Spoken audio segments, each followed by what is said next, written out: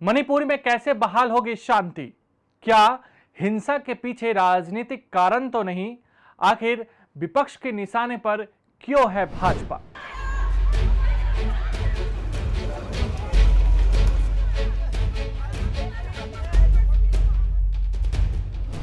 सियासी उठापटक है या चुनावी चाल? नेताओं के बोल और इरादों में क्या है अंतर? राजनीतिक दंगल में कौन किस पर है भारी? हर सियासी दांव की इनसाइड स्टोरी प्रजातंत्र। नमस्कार, प्रभा साक्षी के खास कार्यक्रम प्रजातंत्र में आपका स्वागत है। मैं हूं आपके साथ अंकित सिंह। पूर्वोत्तर में संघर्षों का एक लंबा इतिहास रहा है। हालांकि पिछले 5 से 7 वर्षों की बात करें तो यहां शांति लाने की लगातार कोशिश जारी रही, लेकिन जिस तरीके से मई के महीने के पहले सप्ताह में मणिपुर में हिंसा का दौर जारी है, उससे कहीं ना कहीं चिंताएं एक बार फिर से बढ़ने लगी है। बड़ा सवाल यही है कि आखिर मणिपुर में पिछले 1.5 महीने से ज्यादा वक्त से जारी हिंसा का दौर आखिर क्यों नहीं थम रहा? क्या कोई ठोस कदम आखिर क्यों नहीं उठाए जा रहे? क्या इसके पीछे कोई राजनीतिक कारण तो नहीं है? सबसे पहले आपको बताते हैं कि मणिपुर के जटिल हालात के कारण क्या हैं। मणिपुर में अनुसूचित जनजाति का दर्जा देने की मेइती समुदाय की मांग के विरोध में 3 मई को पर्वतीय जिलों में जनजातीय एकजुटता मार्च के आयोजन के बाद ये झड़पें शुरू हुई थी। मणिपुर के 10% भूभाग पर मेइती जनजाति समुदाय का दबदबा देखने को मिलता है। मणिपुर की कुल आबादी के लिहाज से इस समुदाय की हिस्सेदारी 64% से ज्यादा है। इसका मतलब साफ है कि इस समुदाय का राजनीतिक दबदबा भी राज्य में जबरदस्त है। 60 सीटों में से 40 विधायक इसी समुदाय से आते हैं। इस समुदाय का बड़ा हिस्सा हिंदू धर्म को मानता है। इसमें कुछ मुस्लिम बिरादरी के भी हैं। मणिपुर में 33 समुदायों को जनजाति का दर्जा मिला हुआ है।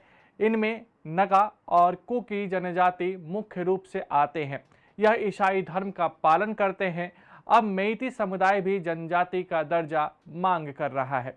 यही कारण है कि इसको लेकर बवाल मचा हुआ है। हालांकि मणिपुर के जनजाति समूहों को लगता है कि अगर मेइती को यह दर्जा मिल गया तो उसके लिए नौकरियों में अवसर कम हो जाएंगे और पहाड़ों पर जमीन भी खरीदना शुरू कर सकते हैं, जिससे कि उनके लिए मुश्किलें और बढ़ सकती हैं। इस हिंसा में अब तक करीब 100 से ज़्यादा लोगों की मौत हो गई है, जबकि 300 से अधिक लोग घायल बताए जा रहे हैं।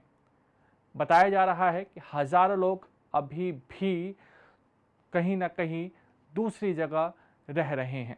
आखिर क्यों फेल हो रहे हैं सरकार के दावे? मणिपुर में हिंसा शुरू होने के बाद से ही कोई ठोस कदम उठाए गए हैं। लोगों से शांति की अपील की जा रही है। उपद्रवी तत्व को निशाने पर लिया जा रहा है। खुद केंद्रीय गृह मंत्री अमित शाह मणिपुर का दौरा कर चुके हैं। उन्होंने अलग अलग समुदायों से मुलाकात की थी, सबकी समस्याओं को जानने समझने का प्रयास किया था। मणिपुर के मुख्यमंत्री एन बीरेन सिंह भी इसमें लगातार लगे हुए हैं। बावजूद इसके अब तक मणिपुर में शांति बहाल नहीं हो सकी है। आलम यह है कि हाल में ही मणिपुर में शानदार जीत हासिल करने वाली भाजपा अब लोगों के निशाने पर आ गई है। भाजपा नेताओं के घरों को निशाना बनाया जा रहा है। यही कारण है कि अब साफ तौर पर लग रहा है कि मणिपुर में भाजपा नेताओं के लिए उम्मीदें लोगों में लगातार कम हो रही हैं। कांग्रेस सहित विपक्ष का क्या है आरोप? मणिपुर को लेकर कांग्रेस सहित तमाम विपक्षी दल भाजपा पर हमलावर है। कांग्रेस की ओर से प्रधानमंत्री नरेंद्र मोदी की चुप्पी पर सवाल उठाए जा रहे हैं। मणिपुर के 10 विपक्षी दलों के नेताओं ने राज्य के मुख्यमंत्री एन बीरेन सिंह पर भी हिंसा का सूत्रधार होने का आरोप लगा दिया। इन नेताओं ने साफ तौर पर कह दिया कि नरेंद्र मोदी को इस मामले में दखल देना चाहिए ताकि जातीय हिंसा से पैदा हुए संकट का समाधान सुनिश्चित हो सके। आरोप लगाया जा रहा है कि मणिपुर में डबल इंजन की सरकार पूरी तरीके से विफल हो गई है। कांग्रेस नेता जयराम रमेश ने कहा कि मणिपुर के भाजपा विधायकों के एक समूह ने रक्षा मंत्री से मुलाकात की। मणिपुर के भाजपा विधायकों का एक और समूह प्रधानमंत्री को ज्ञापन सौंपने गया, जिसमें कहा गया कि लोगों का राज्य प्रशासन से विश्वास पूरी तरह खत्म हो गया है। इसका सार है कि मुख्यमंत्री को बदलना होगा। रमेश ने कहा कि मणिपुर में खुद भाजपा एकजुट नहीं है, यही कारण है कि आज राज्य बुरी तरीके से विभाजित है। प्रधानमंत्री को परवाह नहीं है। विपक्ष ने आरएसएस पर भी निशाना साधा है। मणिपुर की राजनीति। मणिपुर में कुकी और मेइती समुदाय के बीच मैत्री संबंध भी रहे हैं। दोनों के बीच से रिश्ते व्यापारिक भी रहे हैं, लेकिन आज के समय में स्थिति ऐसी नहीं है। दोनों एक दूसरे के कट्टर विरोधी बने हुए हैं। राजनीतिक लिहाज से देखें तो मणिपुर में मेइती काफ़ी महत्वपूर्ण है। 60 विधायकों में से 40 इसी समुदाय से आते हैं, बाकी के नगा और कुकी जनजाति से आते हैं। अब तक मणिपुर के 12 मुख्यमंत्रियों में से 2 जनजाति समुदाय से भी रहे हैं। हाल में ही केंद्रीय मंत्री और भाजपा नेता आर.के. रंजन सिंह ने साफ तौर पे कहा था कि मणिपुर में राज्य सरकार विफल हो गई है। मणिपुर में लोकसभा की 2 सीटें हैं, एक पर भाजपा का कब्जा है, जबकि दूसरी सीट पर एनपीएफ ने जीत हासिल की थी। मणिपुर में हिंसा के बाद से बीजेपी के लिए स्थितियां लगातार कमजोर हो रही हैं।